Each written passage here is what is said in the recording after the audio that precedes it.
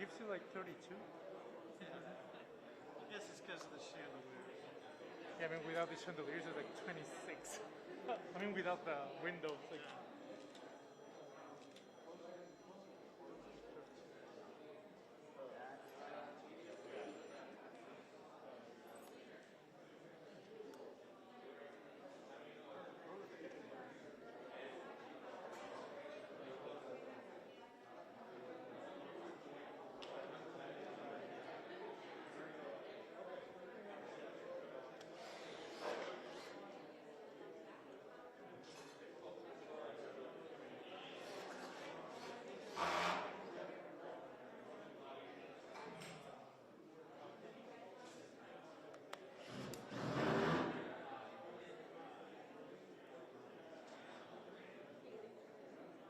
Can I take a picture of it? I don't have your number. I'll send it to you. Send it to yourself.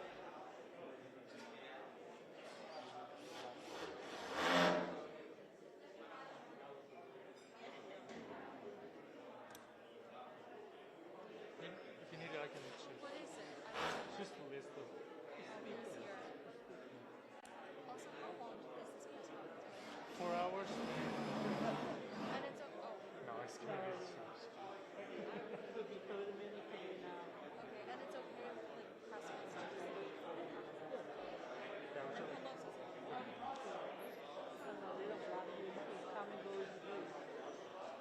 And this is the speaking conference. Yep, he was there.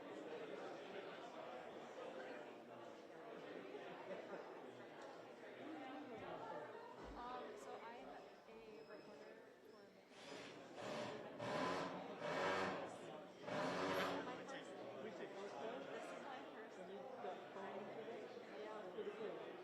this week, actually. This week is just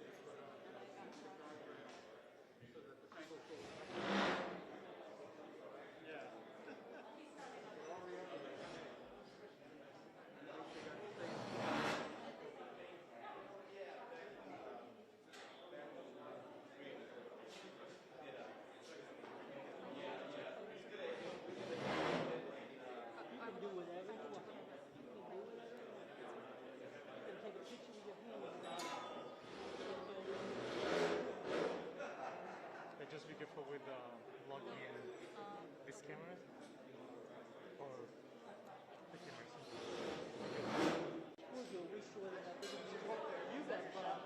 Yeah, that's why I'm scared I can't move from here. Who are you? You're a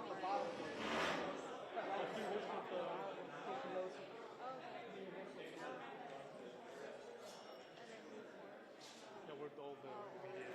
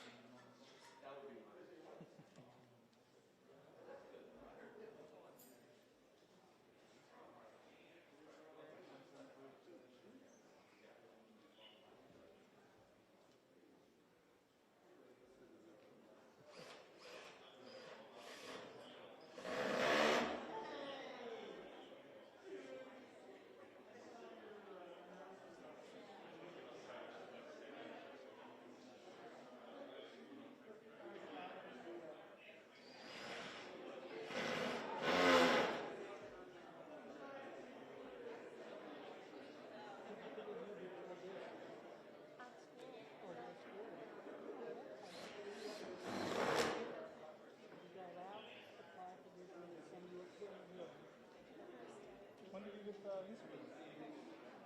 Huh? When did you get the newspaper? JB got me out there every year. Really? Yeah. But you never used it. Never used it. Don't you have a secret name? Make sure you're friendly.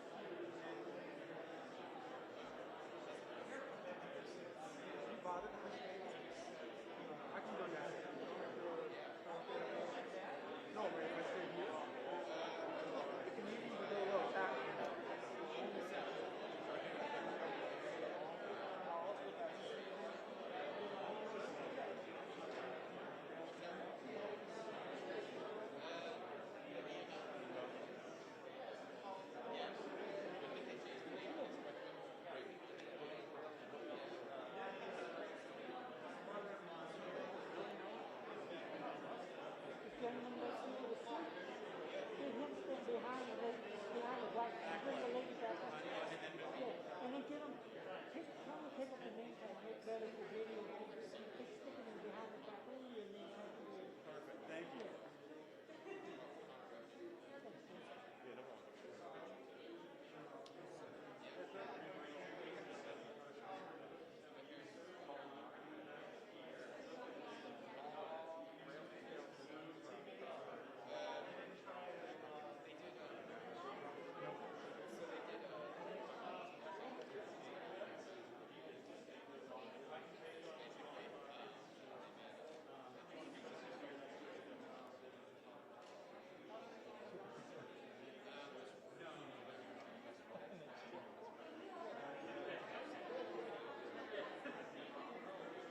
He's asking me to go down.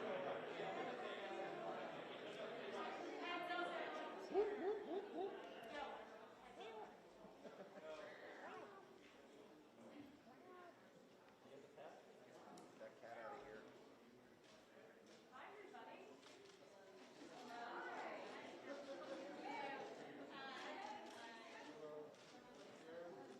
You're good. Clear?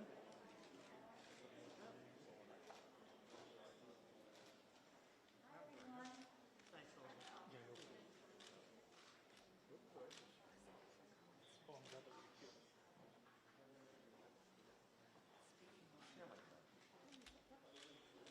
Good afternoon, everyone. We're indoors because the weather is sprinkling us with some beautiful diamonds from the sky. That's what we think when rain comes in California, because we're so in desperate need of it. Thank you all for being here. A couple of days ago, we were on the steps of the Capitol to talk about Build Back Better. That was the theme of Build Back Better with women, and what we needed to do in the legislation to address previous injustices, whether it's environmental injustice, economic injustice, and the rest, to unleash the power of women, to give leverage to children, people with disabilities, and the rest with this important legislation. Always about the children. That was about the children. Today we're gathered to talk about the climate crisis and the provisions within this legislation about the children. I just let some children downstairs from Mom's Clean Air Force. They had drawings and the rest. They were little children, but they understood better the need for us to address the climate crisis than they're Valencia and Natalia, and they had drawings that day. They're busy, though. They have another engagement, so they couldn't come up here. They're spreading the word. And as I said to them, and I say to our guests who are gathered here, the outside mobilization on all of this is what brought us to this place where we can pass significant legislation to help America meet its emissions goals and to also help us help other countries meet theirs. So today we're gathered under the leadership of the League of Conservation Voters and other groups who are with us. Tiernan Sittenfeld is here, and she's going to be talking. She's our lead presenter. But we're here with the chair of our climate crisis. Well, it has its own specific name, the Select Committee on the Climate Crisis. Kathy Castor, Sharice Davids, Stephen Horsford, Andy Kim, Mike Bushero, Lauren Underwood, Haley Stevens, and joined by other members of the Select Committee, Veronica Escobar and Congressman Caston. They're members of the Select Committee. Thank you for joining us. And to all of the groups who are represented here for your outside mobilization. Let us applaud them. Their outside mobilization. As I've said over and over, inside maneuvering can only take us so far without the outside mobilization to get the best possible, boldest initiative. So the outside mobilization has gotten us to a maneuvering position and now take us across the finish line on this. We're very blessed to have a President of the United States who understands the science of this, that it is clear the climate crisis is here and it's taking its toll. The recent IPCC made clear we face code red for humanity because of the climate crisis.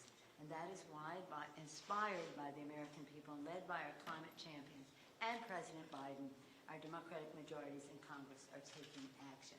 I wish this could be bipartisan, but that's part of the public sentiment that we have to have success with. Now, President Biden says to me, you don't have to talk to me about climate. I was the first member in Congress to introduce legislation decades ago to address the climate crisis. Maybe in the Senate, Al Gore was in the House and he was doing that too. So we take great pride in having great leadership early on, pioneers in this fight. The President has made this very special to his agenda. He will go to Glasgow, and we want him to do so with legislation that is passed that helps, again, confirms our commitment to the Paris Accords by honoring our commitment for our emission standards. And then the President, again, has a build, this is today we're talking about Build Back Better for climate, while creating, it's about jobs, jobs, jobs, jobs. This is a jobs bill, creating good paying jobs, yes, preeminent in green technologies in the world. It's a health issue. Clean air, clean water for our children now, for our children right now. It's a security issue because the security experts tell us with the all of the, you know what they are, the rising sea levels, encroachment of deserts, the thermal management of the planet, the drying up of rivers, great rivers of Asia, the list goes on. All of those things cause migration, competition for habitat and resources. It's a security issue, and of course it's a moral issue to pass the planet on to future generations in a responsible way. So in my view, as I say, it would be a dereliction of duty to build infrastructure that takes us in the wrong direction instead of in the positive direction.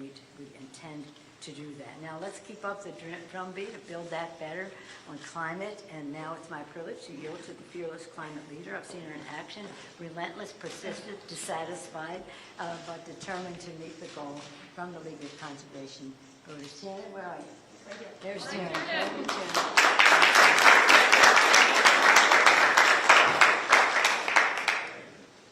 Good afternoon, everyone, and thank you so much, Speaker Pelosi, for your tireless leadership for climate solutions, for jobs, and for justice. Clearly the most pro-environment speaker we've ever had by far. And thank you to all of the incredible speakers who are here today. We are so pleased to be with you. I am here on behalf of the League of Conservation Voters, Climate Power, the Climate Action Campaign, and climate activists all across this country who are working tirelessly to help ensure that Congress acts on climate at the scale that science and justice require by passing the Build Back Better Act now.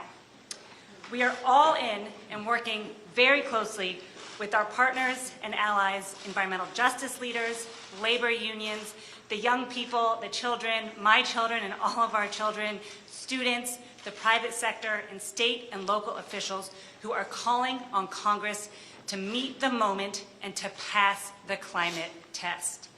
We must cut climate pollution in half by 2030, and we must transition to 100% clean energy once and for all. As I said, we are so grateful to all of the members of Congress here today and all of those who are fighting so hard for transformational progress on climate. They are fighting hard for their constituents. They are standing up for them every day.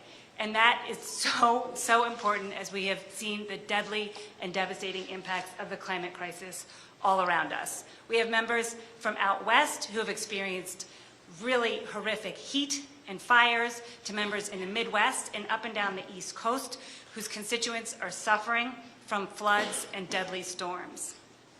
It is so unacceptable that nearly 1 in 3 people in this country this summer alone have experienced climate-fueled extreme weather, and this has to stop. That 1 in 3 people applies to every single member who's here, to constituents in their districts.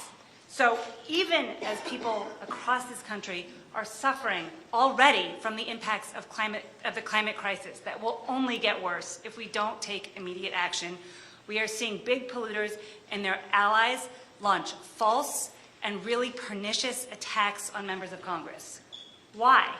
Simply because these members are supporting badly needed and overwhelmingly popular solutions to climate, to environmental justice, for advancing clean energy, and creating and sustaining good-paying jobs. Well, the good news is that people in every single state and every single district across this country are all in. They agree that it has never been more important or more urgent for Congress to act on climate and to pass the Build Back Better Act. The time for Congress to pass the Build Back Better Act and send it to President Biden is right now. I know all of the speakers here are intent on doing that. I'm really honored to turn it to our next speaker, the chair of the Select Committee on the Climate Crisis. We are so grateful to her, to all of her members, and to her staff who are working tirelessly day in and day out. Thank you, Chair Castor. Well, thank you, Tiernan, and the League of Conservation Voters, and all of these climate champions who are standing here today. Well, this is it. It's code red. It's a code red moment, but Democrats are answering the call. And we're fighting for hardworking American families to create good-paying jobs, cut taxes, lower costs, and build back better with clean energy. We are going to level the playing field because it is time for polluters to pay for the harm they have caused to the air that we breathe, the water that we drink, the climate that we share.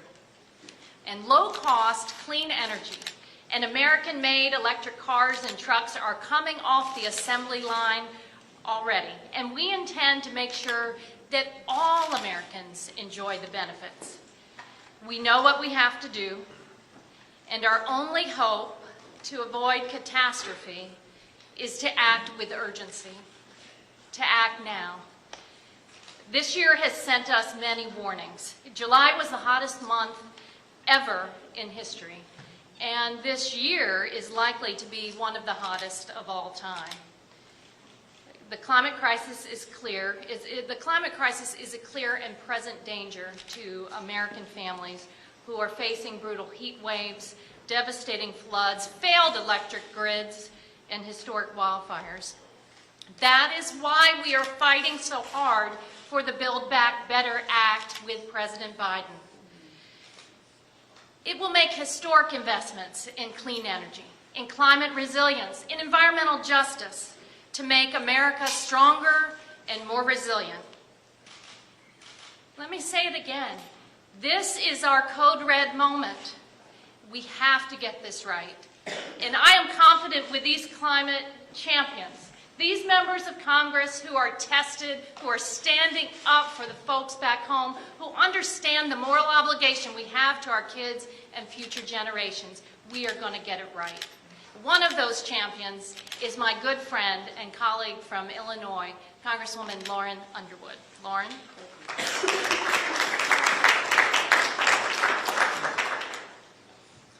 Well, good afternoon. Climate change is an emergency that demands urgent, bold action. The Build Back Better Act is bold action.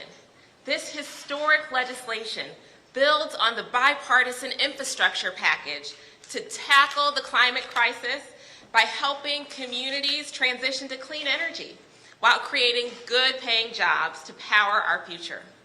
As my constituents in Illinois know far too well, climate change is already here. Extreme weather has been disrupting the planting and growing season and threatening the livelihoods of farmers in Illinois for years. Climate change is a major threat to our national security. It's a public health crisis, and it costs our economy billions.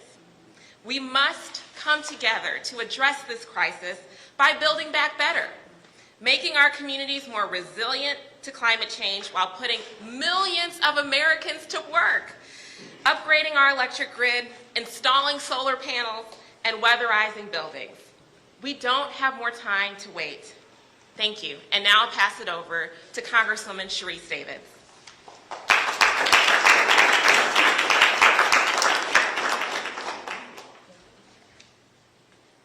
Good afternoon. Good afternoon. I'm short. See my little box, please? No, I'm kidding. Hello, everybody. I'm Sharice Davids. I represent the Kansas 3rd Congressional District. Thank you so much for inviting me to participate. And also thank you to our advocates and activists who are here really pushing for the policies that we are working so hard on. I want to start off with kind of a simple fact that's well known to the folks at home in the Kansas 3rd, but sometimes surprises folks here on Capitol Hill. The Weather Channel ranks the Kansas City metro area as 5th on its climate disruption index. And that makes Kansas City, or the Kansas City metro area, one of the top cities in the entire country that's going to be impacted by climate change. We're already seeing the effects of that, from winter storms that left a lot of folks in the community that I get to represent without power for days. Earlier this year, to the floods that have left people stranded and really threatened a lot of businesses and homes for folks. You know, we're not coastal, we're not in a desert, we're not in a forest. But the climate change that we are seeing at home in Kansas is very real, it's very pressing, and it's very important. And, you know, we don't want this to be the reality for future generations. We're hearing all the statistics. We don't want our grandchildren to have to deal with the effects of climate change. And I think that during the 3 years that I've been here, it feels longer. During the 3 years that I've been here, I've served on the Transportation and Infrastructure Committee, and I've had the chance to vote on and pass bills and policies that are going to address this. And from that time that I've been here, I see resiliency, I see hope, not just in my colleagues, but in the folks who continue to show up every single day. And I'm going to continue to show up. I know that we can build on some of the work that's being done at the local levels. We've got some great stuff going on in the Kansas City metro area. And I know that we're going to continue to work on getting these bills through. And I think when you think about what the future holds, I want to make sure that people know that we're not just talking about promoting clean energy industries, say that 3 times real fast, but we're also talking about promoting an amazing economic driver that is going to leave our grandchildren in a much better place. And it's going to leave, I didn't get to talk to Natalia or Valencia, but it's going to leave them in a better place too. So I'm proud to, Mikey Sherrill is here. I'm proud to work with you. I'm going to pass it off to you so you can keep up the hard work that we're all trying to get done here. Thanks so much.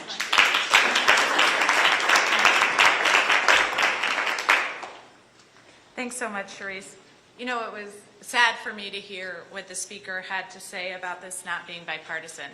Because when we see our glaciers melting and our rivers drying up, when we see hurricanes and tornadoes and flooding, wildfires across this country like we've never seen, to think that not every single member of Congress is on board to address this right now, today, is hard for me to understand. Because in New Jersey, this is a bipartisan issue. Maybe it's because we have more Superfund sites than anywhere in the nation. Maybe it's because my former governor, Christine Todd Whitman, was head of the EPA. Maybe it's because my predecessor's father was a conservationist who set aside critical watersheds that are protecting us now from dire flooding. Maybe it's because of that horrible flooding in Hurricane Ida, which left several people dead and was worse than Superstorm Sandy. But maybe it's because people in New Jersey understand how critical this is for our children, for our planet, for our neighbors. And that's what we need to see more of here. And that's why we have to pass the Build Back Better bill. The time is now. It's truly critical. Thank you. And next, I will turn it over to my good friend, Susie Lee.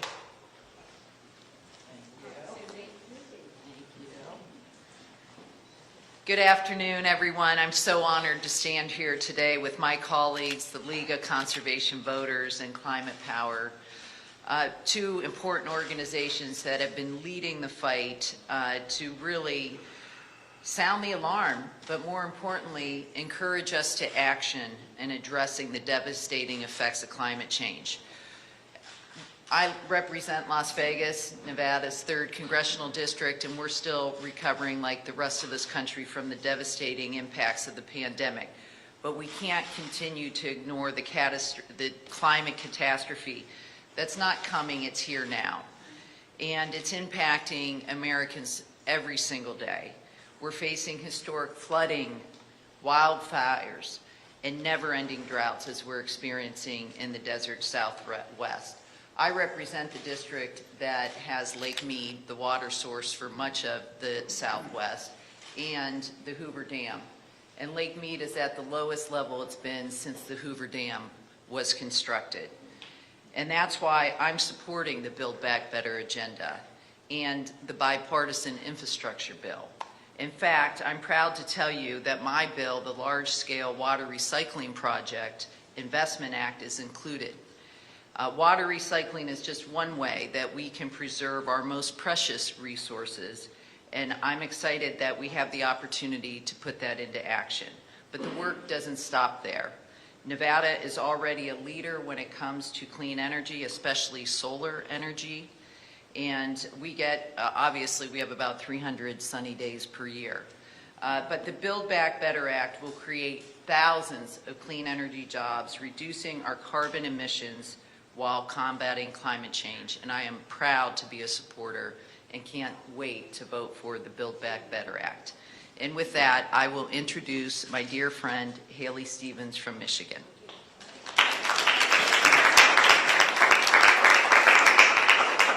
Well, it was an absolutely unbelievable spring and summer in my home state of Michigan, where we watched historic storms bring catastrophic flooding over and over and over again. In fact, the day I was touring storm damage, another storm hit, knocking out power lines, shutting down businesses, basements, cars, homes, and roads destroyed as our existing infrastructure just couldn't keep up with the increasing precipitation and extreme weather caused by climate change. Heavy rains now drop 31% more precipitation in the Midwest than they did 50 years ago. These events are leading to more flooding, erosion, and runoff into our waterways, and they are declining our water quality and exacerbating the dangerous effects of toxic algae blooms. A changing climate and decades of underinvestment in hard infrastructure products have brought us here, and my constituents in Michigan are paying the price.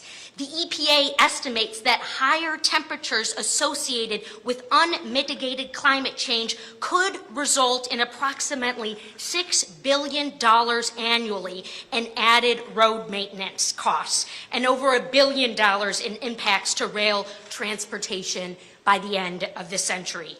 Early estimates show that Michigan will need at least $5 billion in hard infrastructure investments just to bring our highway systems up to par. The cost to replace lead service lines is equally high, with an estimated price tag of $45 billion needed to address the full scope of lead service line replacement nationwide. This is our reality. At least 9.2 million households have lead pipelines, and there's another estimated 12 million that we've got to get to across this country.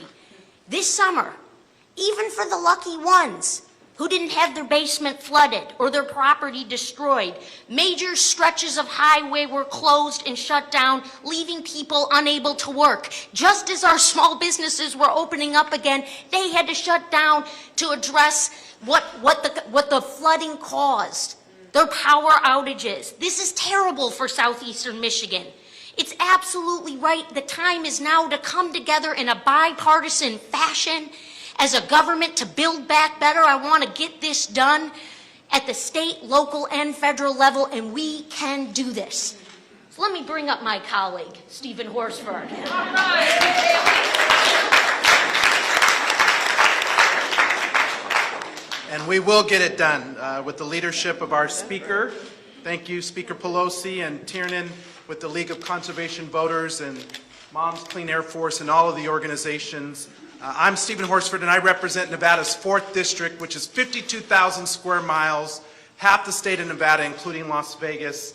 But we put our public lands to good use to help create a clean energy economy, one that creates good-paying jobs, that helps address the needs of our environment while also reducing the cost of energy to consumers. And in my district, like my colleagues, we can feel the reality of climate change with record high temperatures, choking wildfire smoke, and devastating drought. So climate action is about protecting our planet, but it's also about fairness and about justice and about jobs. In the southern Nevada neighborhoods most impacted by extreme heat, 80% of residents are people of color. Today, we are here to push for bold action now to advance climate justice and to create millions of good-paying jobs through the Build Back Better Act. And I'm proud that this package includes two of my proposals, the Dynamic Glass Act and the Electric Power Infrastructure Improvement Act, which will both incentivize green investments and create good-paying jobs. None of this is about politics, and as my colleagues have said, Madam Speaker, this is bipartisan.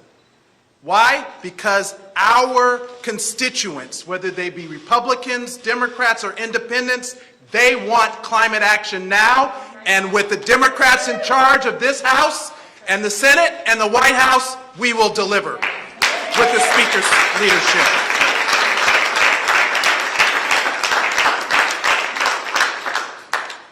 How wonderful it is to hear our colleagues bring their enthusiasm, their values, and their strategic thinking to this, with examples from each of their districts. The sadness that it means for the families and the disappointment for businesses and the rest. We can do something about it, and we will. And we will. I want to thank Kathy Castor for making the report that she did, much of which is reflected in the legislation, the report of her committee. I want to also acknowledge that our chairman, Peter DeFazio of the Infrastructure Committee, has in his bill, what many of you worked on, emphasized building back in a green way, and that Congresswoman Sharice Davids is on that committee bringing the perspective not only of her district, but of tribal communities that are so essential to the judgments that we make when we're talking about water and building and all the rest.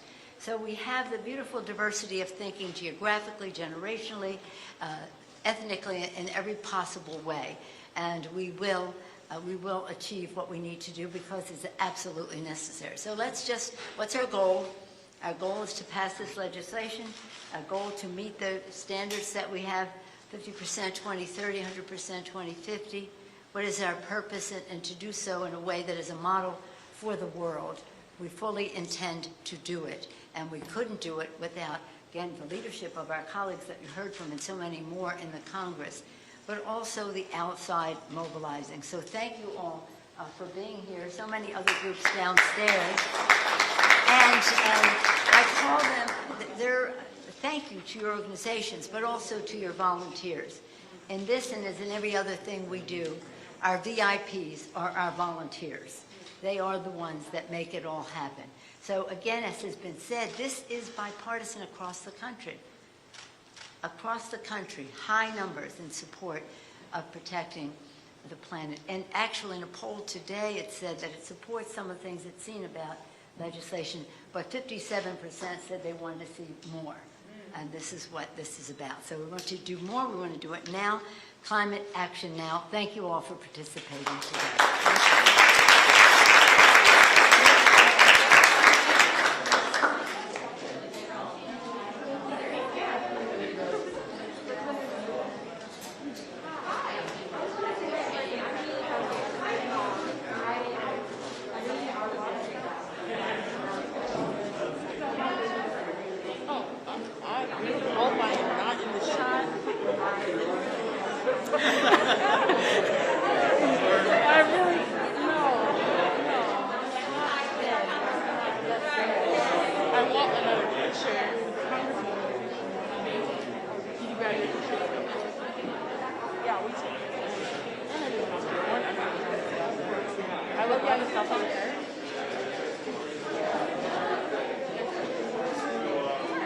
You want me to take it? I can take a picture of you.